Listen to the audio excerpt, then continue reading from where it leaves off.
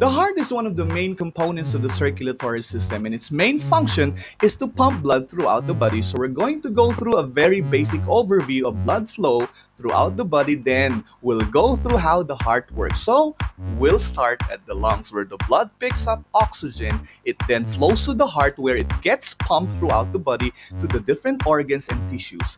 At the organs and tissues, blood drops off oxygen and picks up carbon dioxide.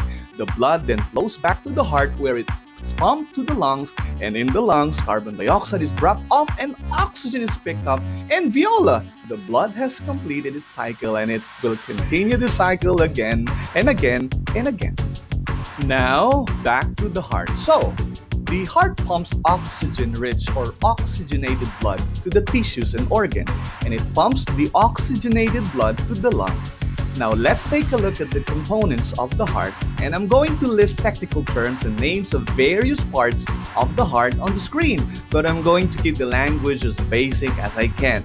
This illustration is if someone is facing us, the viewers, so right and left are gonna appear backwards. The heart consists of 4 chambers and 4 valves, as you can see here.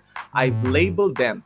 The pulmonary arteries here, which will carry oxygen poor or deoxygenated blood from the heart to the lungs. Here, the pulmonary veins, which will carry oxygenated blood from the lungs to the heart. One note here, the arteries and veins I just mentioned are kind of backwards, and that everywhere else in the body, arteries carry oxygenated blood and veins carry deoxygenated blood.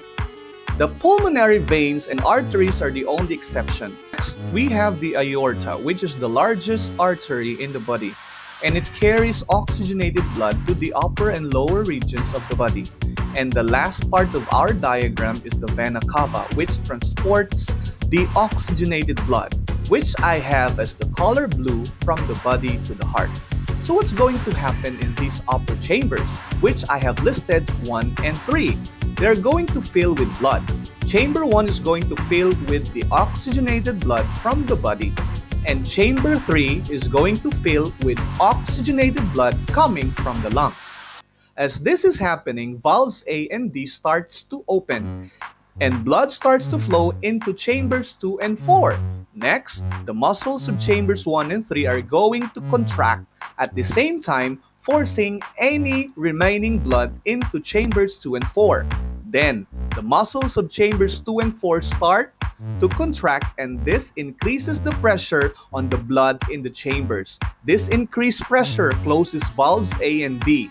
The muscle contraction continues, and valves B and C are forced to open. The blood is then ejected from chambers 2 and 4.